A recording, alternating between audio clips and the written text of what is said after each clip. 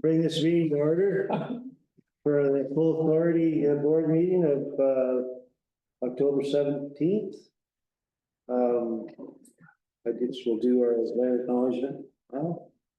Cattle Creek Conservation Authority wishes to acknowledge the treaty and traditional lands originally occupied by the Indigenous First Nation peoples of the Anishinaabe, Attawaddaron, and Haudenosaunee nations. KCC strives to build meaningful relationships with Indigenous communities and recognizes the importance of respecting these treaties and lands. Thank you. Any declarations of community interest? Seeing any? We should do roll call, I guess, before we get to.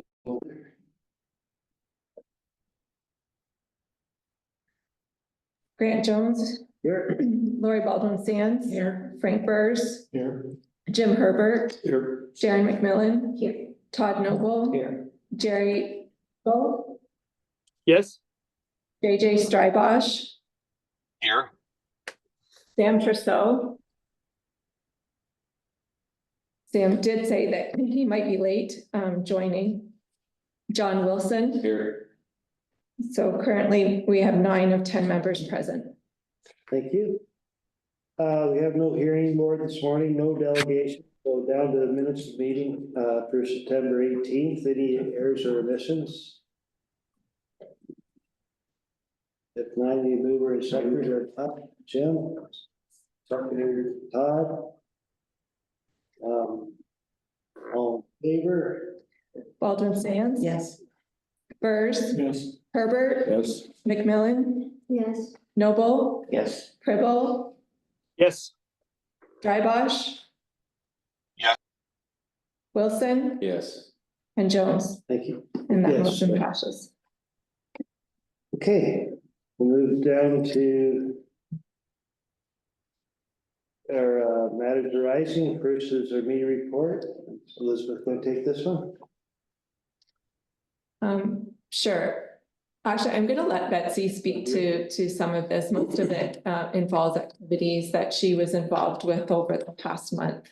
Thank you, Mr. Chair. We had another successful TD Tree Days. We had over 50 volunteers out that planted 300 trees at Dan Patterson Conservation Area. So it was a really great day. We did a farewell post to our campers for the season. And then next, the Carolinian Forest Festival was held last week. We had a great event. Over 2,000 grade 6 and 7 students from the Thames Valley and London District Catholic School Boards came out to experience the festival and learn about our local forest ecosystems through hands-on activities. Thanks, Betsy. Any questions for Betsy? Go ahead, Jeff. To the chair. Betsy, the campers who are coming back next year, do they get first choice before they leave, or once they leave, it's wide open for everybody? I'll let Mr. Chair to Jim. So the seasonal campers, yes, they would have already put in what we call a letter of intent. And so they intend to come back, and then they have first choice of the campsite that they had this year. And we reserve it for them for an additional year. So when they leave, when it's closed, it's wide open to everybody? No, when If they they haven't put an intent. If they haven't put a letter of intent open, then those sites would be open back up in March to new seasonals that wish to come in. Thank you.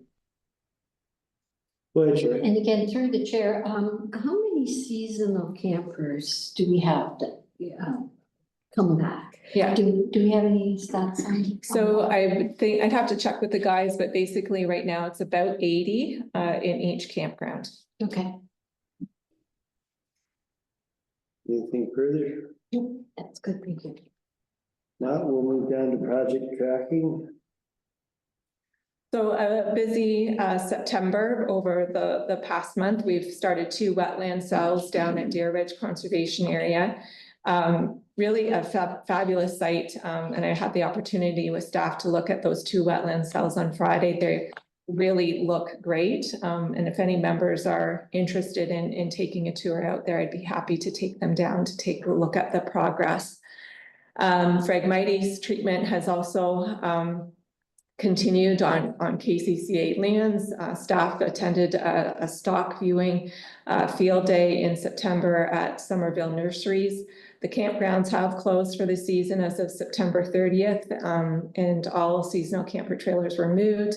We've begun work on decommissioning the water lines for the winter, as well as winterizing some of the other buildings. The fall dam inspections were completed in September as well. And as Betsy mentioned, a great Carolinian Forest Festival, great weather, and a great turnout by students attending that festival as well.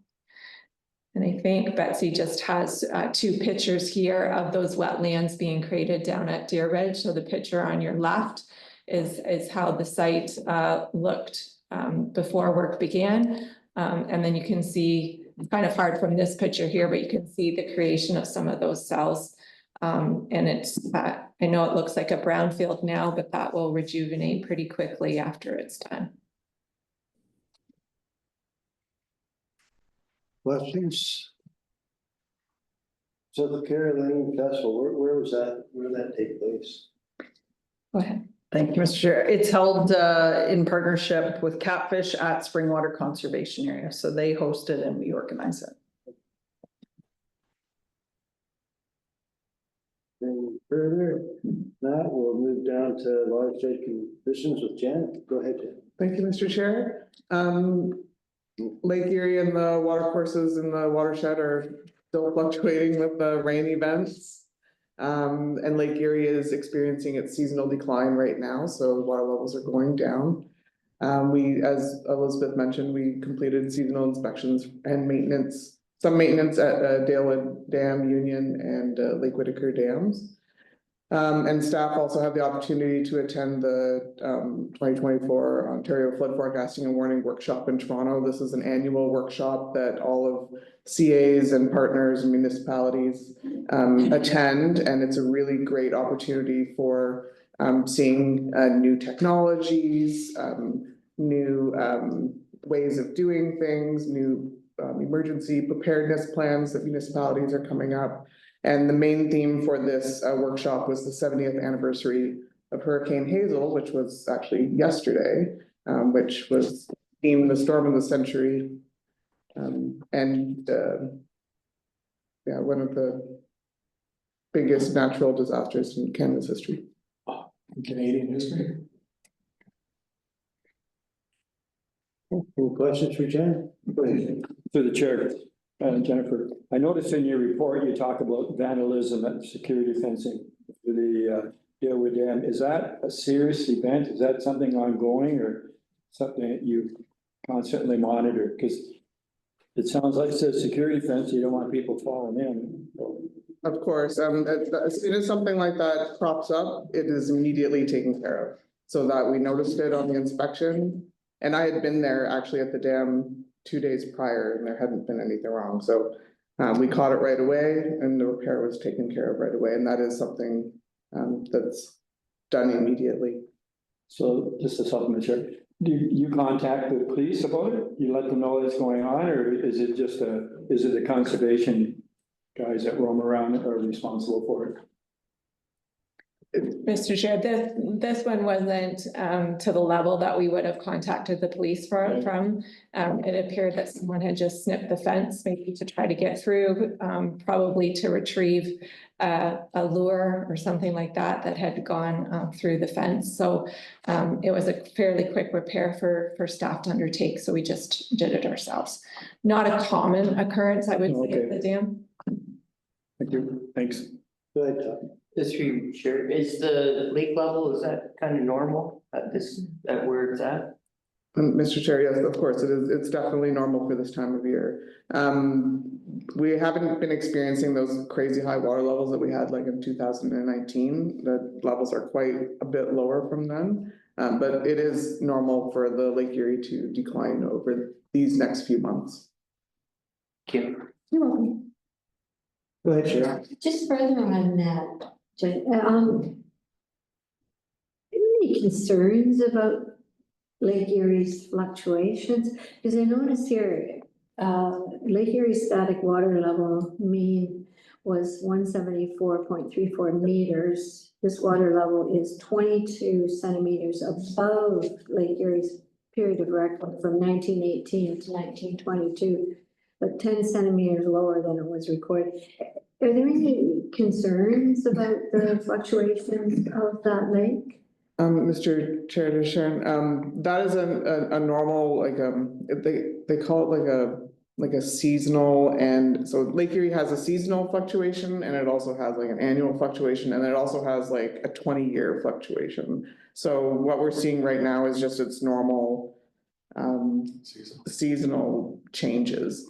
It is when I say it's 22 centimeters above the period of record, that's the mean. Like, so if I sometimes put up those graphs where it shows where the water levels are right now, so there's a dotted line there, and it's like above that mean right now, but it's just slightly lower than where we were last year. But it doesn't, in the grand scheme of things right now, it's not a big issue.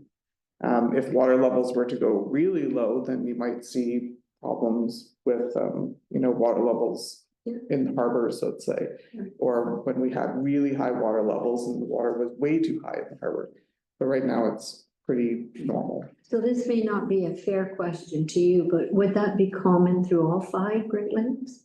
All the Great Lakes have their own seasonal patterns. They all have right now, if you look at there's a Great Lakes a memo that goes out monthly, and you can see exactly where the water levels are compared to previous years. And most of them experience this kind of seasonal decline at this time of year. Yep, thanks very much. You're welcome. Okay, any other questions? Yeah. We'll move on to our next matter, Conservation Ontario update. Sure. The Vice Chair and I had the opportunity to attend the Conservation Ontario Council meeting. The quarterly meeting was held on September 23rd in Toronto. The biggest item on the agenda was the approval of Conservation Ontario's levy, which is a levy out to all 36 conservation authorities. It increased 3.1%. That was approved. For Kettle, it only represents a $27 increase over 2024 levels. So I thought that was very reasonable compared to the level of work that Conservation Ontario is currently doing for us with all the CA Act changes. There was a variety of partner presentations that were conducted at the meeting. One of the ones was a presentation from an organization called Maple Leafs Forever. Maple Leafs Forever is a charitable organization, and they're working to promote the planting of native Canadian maple trees in the province. Specifically along roadsides or Canadian maple trees along driveways out in the country. So the call was put out for CAs to really promote the planting of Canadian maple trees. I brought it back to staff, and staff did confirm that our CA at least is already doing that within our normal stocking as well. Good. Any questions? I'd like to thank Lori for covering for me. That was appreciated. No worries. Is there a will within the members of the board to make it official that we only do Canadian maple trees? So we are Carolinian forest, are we not? This area? So the only concern I would have is you always want a diversity. Illness hits one species, they're gone. That's just a comment. Like we could, what is it? We could support planting more maple trees, but you still want a diversity of trees. If I may, it wasn't about the diversity of trees, it was just the selection of the trees when they are maple, that they be a Canadian maple. Oh, It's one of the Is that what things it we is? found when we were there, Not a is that problem. many trees that are maple trees are not Canadian maple trees. I'm sorry, I didn't make myself clear. And Mr. Chair, Betsy can speak to that, but I believe all the trees that we are currently planting are Canadian maples. The only caveat is that the seeds are sourced through our zone as well. So like not all Canadian maples would survive in our climate, but staff do choose Canadian maples that are appropriate for our climate and soil. I don't know if Betsy wants to add anything to that. No, that's fair. Anything in our tree planting program is native to this area here specifically, so. I think what this is getting into is some of the maybe more hybrids, or lots of people still buy Norway maples to plant, for example. I think this is just hitting home to plant native Okay. trees. Would you like to put that? Motion forward? Make it a formal motion, and then that way it's part of our, It says in the thing here, they plant black maple, sugar maple, silver maple, and red maple. That's in, Yeah, okay. Just a question before the motion, to the chair, Bessie. What size are we talking? Are we talking a seed? Are we talking 1 foot, 2 foot, 3 foot? Is it generally one size that you have before you plant them? No, through our program, the bulk of our program is seedling trees. That's what we do every spring when we're doing anywhere from 40 to 50,000 trees. But then we also do community events where we do large stock planting. So really, it just depends on, we have multiple programs and multiple size trees. So when you plant. supplement that, so when you plant them, you check on them in a year? I mean, like, what's the percent of survival rate? If you plant 100, how Yeah. many will survive? Yeah, so any of our seedling tree planting that we do, we are doing survival assessments often in years 1, 2, and 5. To see how those plantings are doing, and that's often required from the funders that we work with. So each year we have that listing, and I think often later in the year, Jeff will often bring a report that will talk about some of those survival rates. It varies year to year with weather patterns, deer browse, those sorts of things. But typically the sites we're planting, at least when we start, are in the 80s, 90s of survival when we That's good. start. And then some of those factors play in over the years, but we also look to refill if a It's site. good to has- know, right? It's not surviving. Yeah. Thank you. Well, knowing that this is already being done informally by the staff, I'm very appreciative of that. But I'm hoping for a formal, so that we do have something permanent. So I will put that motion on the floor and hoping from one side. I just have a question through you, Chair. Does this handcuff the CA in any way to be able to source what they need, or is there an added cost to it? Mr. Chair, no, I wouldn't say so. And if the motion is just worded to the fact that when we're planting maples, they're Canadian maples suitable for this area, that I think doesn't pigeonhole us in any way. Okay, I'll second that. Thank you. Any further discussion? All in favor? Sorry, I do, Oh, sorry. Mr. Chair, I was just noting the motion. So I have it moved by Lori, seconded by Todd. And then I'll call the vote. Lori Baldwin Sands. Yes. Burrs. Yes. Herbert. Yes. McMillan. Yes. Noble. Yes. Cribble. yes, Strybosh. yes, Yes. Yes. Wilson yes. and Jones, Yes. and that motion passes. Thank you. So we have a recommendation that staff reports on matters arising from A through D be received. Can you move those back to the page? Todd? Frank? All moved. Baldwin Sands. Yes. Burrs. Yes. Herbert. Yes. McMillan. Yes. Noble. Yes. Cribble. yes, Strybosh. yes. And did I hear Trousseau? Trousseau?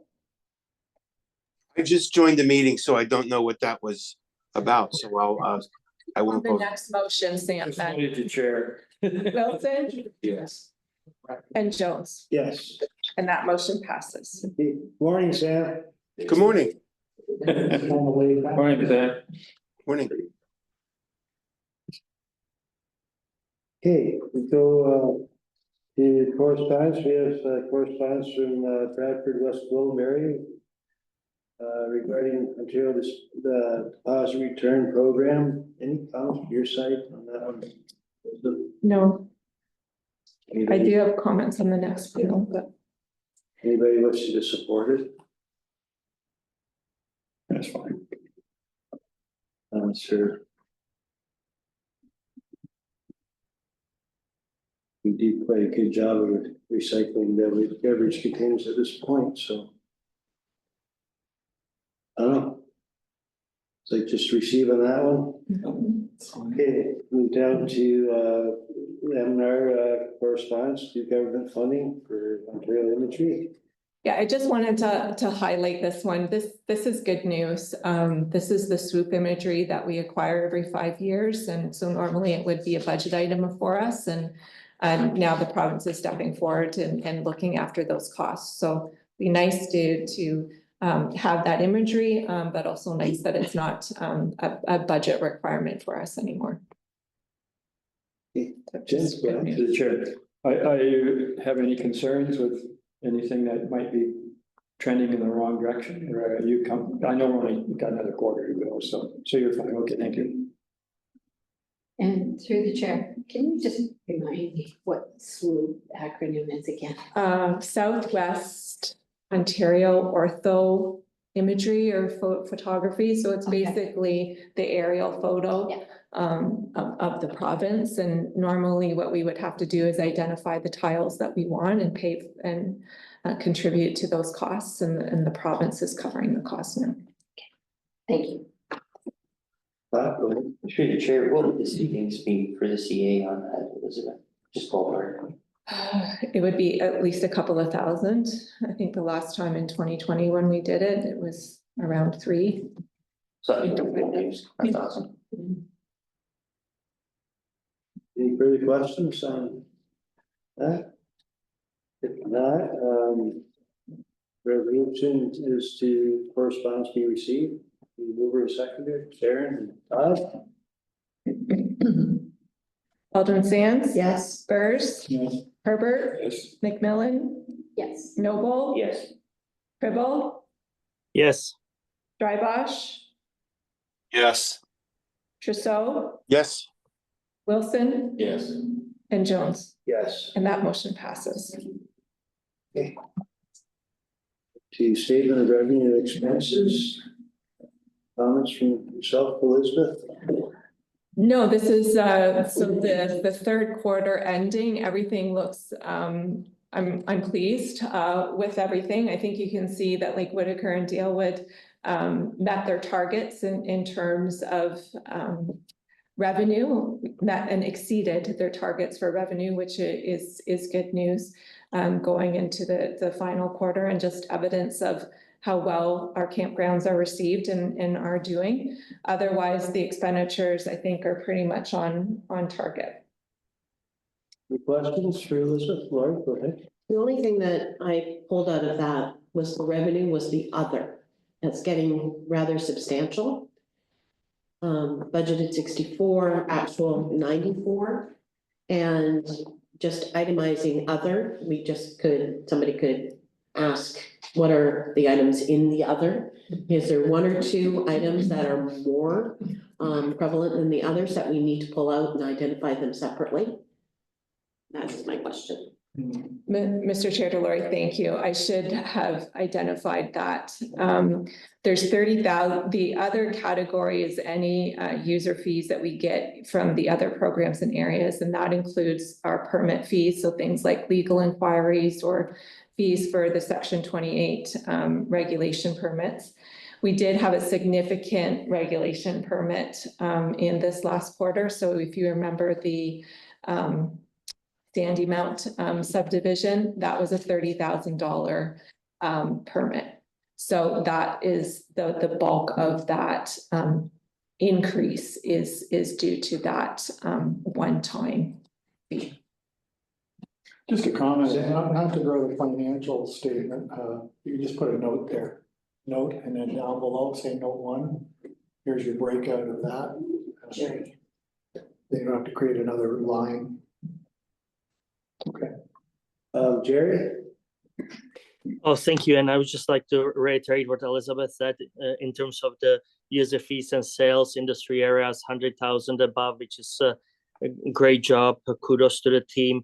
If I look at the bottom part in terms of the expenses, we are currently having about 174,000 savings, but I would imagine that will decrease over the 3 months because I don't believe that we will have the revenue side, but the expenses will be increasing. Do we have a forecast in terms of the savings? Currently 174, what we will end up with?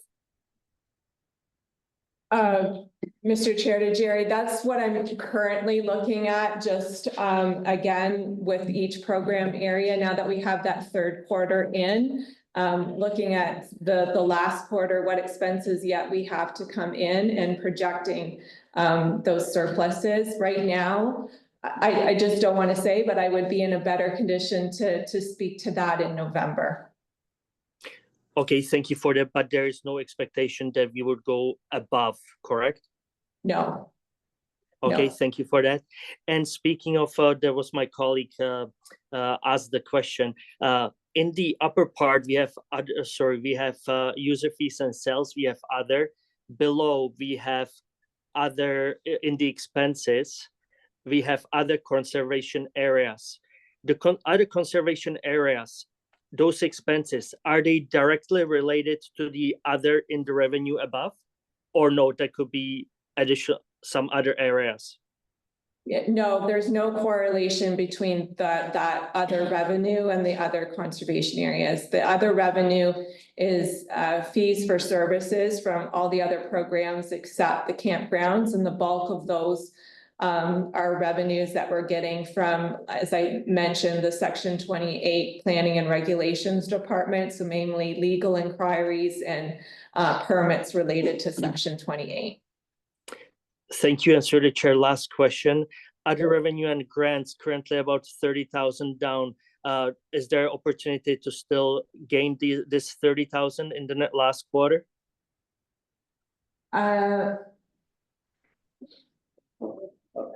Oh, I see. Yes. Yeah, that other revenues and grants, that's basically any fundraising that we are doing or funding grants that we are doing. And I would expect that we would meet that in the last quarter.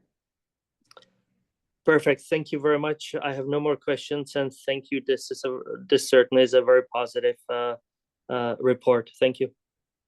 Thanks, Sharon. Sharon, you got your hand up? Oh. No further questions? I think Jerry is moving it.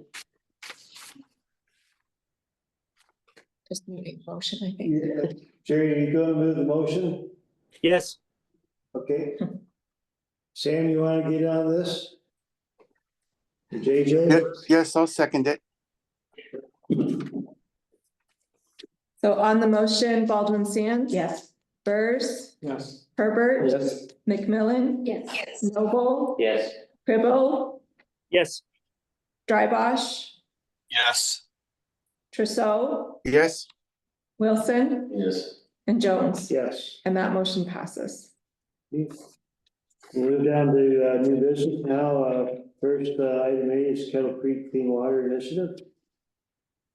Who's going to do this one? Mr. Chair, can we just check that Jerry Sure. hasn't re-raised his hand, or we've dealt with his question? Nope. Oh, there we go. Okay, thank you.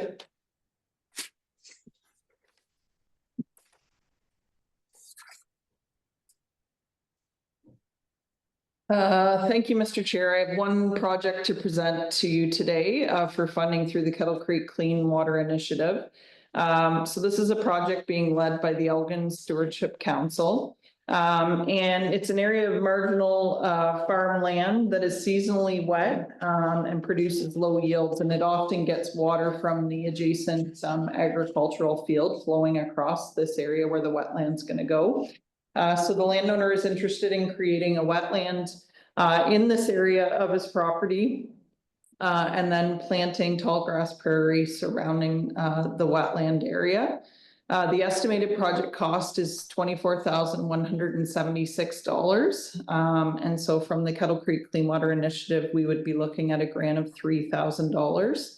And this project is a big partner project, so it would also be receiving funding from Ducks Unlimited, Alice Elgin, Elgin Clean Water Program, and Elgin Stewardship Council. Questions? It's quite a large project, isn't it? Very close to buildings that you don't see too often. It's usually tucked away in the back corner someplace. Is this gonna be like a pond feature or just marsh?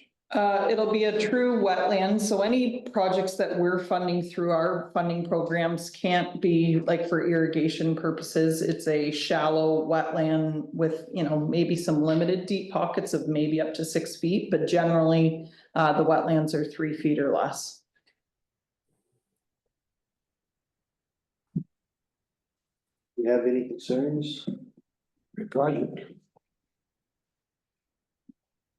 So if you are agreeable to the project, we'd be looking for a motion to approve Kettle Creek Clean Water Initiative 2402 for a grant of $3,000. Sharon and Lori? So on the motion, Baldwin Sands. Yes. Burrs. Yes. Herbert. Yes. McMillan. Yes. Noble. Yes. Pribble. Yes. Drybosh. Slips are saying yes. It's unmuted. Drybosh. I see a nod in agreement. Sam Trousseau, Yes, Wilson, Yes. Grant Jones, Yes, and that motion passes. okay. Yeah, just to clarify, yes. Thank you. There we go. Okay, we'll move on to B, draft 2025 budget deliberations. So just to update members on where we're sitting with the 2025 budget, staff have begun to refine it based on that strategic work plan and initiatives that were outlined and forwarded back out in the advanced package. We're building that 2025 draft budget for you guys to look at based on a number of assumptions that were already included in that 4-year planning document. The key one is basically that the 7.5%, we're looking at a 7.5% apportionment increase for next year, which is about $88,000 over 2024. That we're continuing to support up to 50% of our staff wages with self-generated funds, that we are drawing on our operational reserves to support things like legislative mapping and other one-time costs. And operating increases of 0 to 3% on basically expenditure lines in each department. What we do is not just simply apply a 2.5 or 3% increase over all operational costs, but really look at the averages over the past 3 years, what's forecasted out, and right size those increases for each expenditures in the departments. And also looking towards our campground profits to fund capital asset management renewal where we can. There's pressures, I think, that everyone is facing now with the budget. Staffing is a key one for us. The minimum wage continues to increase. We are at one time, 15 years ago, I toted that we were a young staff. Now, 15 years later, we're an older staff with some vacancies. That's playing into some of the staffing scenarios over the next 5 years as well. And a discussion that I want to have more in depth with the executive committee to get some feedback on staffing and feed that into this first round of budget discussions. Currently, I'm reaching out to member municipalities to look at what you guys are setting for cost of living increases and our salary grid as well, to make sure that we're responding to the market and adjusting our grid appropriately to be competitive as well. And then I will say that we've already built in a number of cost saving measures.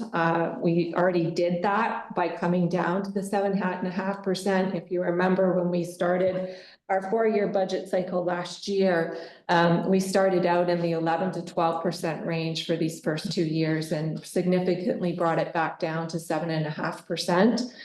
And we did that by evaluating all our fee for services revenues. Staff are currently looking at that as well, refining those, and the fee increases will be brought back to the November meeting for you guys to weigh in on those as well. We're doing other things, like Jen is working with local universities to look at low cost and no cost ways to improve our flood forecasting model. We've been pretty successful. We were successful this year in working with Central Elgin up with a funding proposal that was successful and has allowed us to increase our flood forecasting cameras, as well as get a new weather station down in Port Stanley, which is no cost to the budget, but ability to push that bar further in those program areas.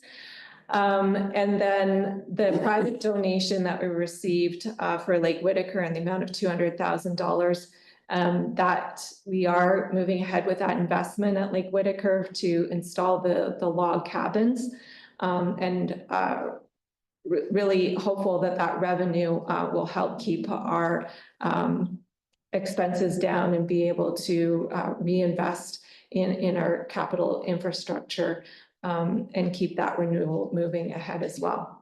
So this mainly just is an update. It's a pulse check for allow you guys to give any feedback to staff. I sent out the strategic work plans again, just to remind you of what our goals are over the next 4 years. High level, what our pressures are, what we're already doing to do cost savings. But with all of those still out there, I do feel like we will be around that 7.5%. I don't anticipate higher, but I don't anticipate lower being capable of doing that at this point. I do have an October 30th executive committee meeting. The key topic there will be staffing and salary to feed into this first budget that will be presented at the November 20th meeting, where you'll be able to look at the numbers. And then we'll put that out to our member municipalities and up on our website for consultation, refine it for December 18th with the goal of having the apportionment vote in January 15th, and then the final budget approval in February. Go ahead, Ray. Just so that I understand, so your budget pressures are increase in salaries, I presume, and benefits. Everybody's facing that, and it looks like capital and capital renewal is also another pressure point. And as we grow as a conservation or inherit more land, your staffing will have to increase or your costs will go up. Is that basically it? Yeah. I think that's it in a nutshell. The only other, I think, cost pressure that I'm wrangling with right now is the province has come out and asked us to look at flood modeling or mapping being updated on basically a 5-year renewal. I think we have a plan in place that will allow us to do that with hopefully minimal impact to the budget, but that's something new that we're going to have to be planning for and taking advantage as much as we can of funding proposals that are coming out for the floodplain mapping. But yeah, looking to reserves to help offset that, not just going to our municipalities to help fund that. Keep in mind, the province asked to do more, if they haven't given us any more money to do that. Yeah, well, I thought, well, at least they haven't taken any. Yeah. Any other questions or concerns? No. I think Jerry has his hand up. Oh, go ahead, Jerry. Thank you, and through the chair to the staff. I have a question in terms of when we budget and there is an operating expense increase, as Elizabeth mentioned, 0 to 3%, both on the expense side and revenue side. do we do these adjustments, increases based on current budget figures? Or are we gonna take into consideration the year-end actuals or year-end forecasted figures? Mr. Chair, I think what I understand, Jerry, is on the revenue side or the expense side, you're asking what I'm To be honest with you, with both. with Are we, both? yeah, Yeah. for both, if you are considering the changes based on the 24 budget or 24 actuals, and if we don't have the actuals, then 24 forecasted year-end figures. Yeah, so no, I'm not basing it solely on the 2024 budget. I don't think that's gives a good sense of what we're gonna end up being in 2025. I'm looking at 2024 actuals where those aren't available, projecting out what I know about the third quarter. So in terms of revenue for the campgrounds have closed for September 30th. We know that what we achieved in 2024. So and roughly what our expenses have been for the year. So that's the analysis that we're working on right now to appropriately bring to you what we think the revenue increases need to be in terms of fee increases for 2025 to cover off the expenses in 2025. That's campground expenses.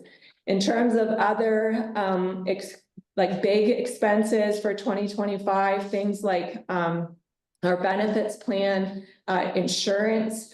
I already have projections from those key deliverables for 2025, and that's what I'll be basing those on. So 2024 actuals plus the increases. For other expenses, again, trying to look at the 2024 actuals, but also comparing say the last 2 to 3 years of actuals as well to make sure that we're budgeting appropriately, not just Perfect. guesstimating. Perfect. Thank you very much for the answer. No more questions. Thank you, Jerry. Any further questions? Nope. So we have a recommendation just to receive Sure. That's mainly for information. for information purposes. Mover, Frank, Todd, So on the motion, Baldwin Sands. Yes. Burrs, Herbert, yes. McMillan. Yes. Noble. Yes. Pribble, Yes. Drybosh, Yes. Trousseau, Yes, Wilson, Yes. Jones, Yes, and that motion passes. I should add, this is fairly small compared to what most of us are looking at for OPP cost increases this year. This is just astounding. Anyway, scary. Okay. Okay, we'll move down to our last report, monthly planning regulations report.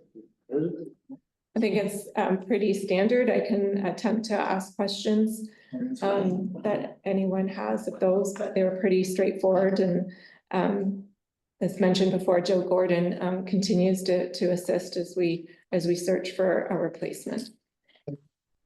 Go ahead, Chair. Yeah, this is just a very, very, very general question, because part of this new provincial policy statement is the potential of expanding settlement boundaries. What kind of an impact could that potentially have on conservation areas such as this? Because what they're saying now is that, or sort of the thought behind it now is that developers could come in with an application. And if they don't like what they're being told, off to the OLP, and then it's kind of a crapshoot as to what. So I was just wondering, I'm thinking about it municipally, but I'm also thinking about it in terms of various CAs. Any thoughts, comments, or And if you don't, that's fine too. Mr. Chair, I think there's no doubt that our region is seeing an increase in development pressures all around. I can't specifically talk to settlement boundary changes, but I think all of it does play in that the most important thing that we can probably be doing right now is making sure that our floodplain mapping and our regulation mapping is up to date and has the proper science behind it, so that when the funding proposals come, as we have funds available, that we sink it into that, because that's our best chance at keeping development where it should be and not encroaching where it shouldn't. Okay, thanks for that answer. I think we're all gonna be seeing that pressure in the Yeah. which I know already South. I know that we're probably looking at two of them soon. Mr. Chair, Sam has. Go ahead, Sam. I really need to make some comments on this. I just can't sit here quietly. I think this is a really, and I'm just gonna be very blunt. This is a really outrageous move on the part of the province. Once again, taking away from cities, city staff and city councilors, the authority and the autonomy to make the decisions based on what's best for their locality. And I think the net effect of this is it's going to put more pressure on the conservation authorities to be that last backstop of reasonableness and sanity at a time when in more and more jurisdictions, we're seeing the developers just pretty much just run roughshod over our processes. And I know this is a controversial thing to say, but I just think the role of the conservation authorities is going to become much greater, and the public is really going to be depending on them to protect the public interest. And I'm not asking for any action, but I just needed to say that. Thanks, Sam. I don't imagine too many disagree, but unfortunately, the province has taken a lot of that away from us as an authority, but We'll continue to do so. we'll continue to do the best we can. Okay, any other questions, concerns with this one? No. If not, the recommendations of the October 2024 Planning Regulations Activity Report can be seen. Jim, On the motion, Baldwin Sands. Yes. Burrs. Yes. Herbert. Yes. McMillan. Yes. Noble. Yes. Pribble. Yes. Rybosh. Yeah. Trousseau. Yes? Wilson. Yes. Jones. yes. And that motion passes. Okay, we have no closed session today, so next meeting will be the executive meeting on October 30th at 10 a.m. And full authority meeting next will be at November 20th, 10 a.m. And all this meeting adjourned.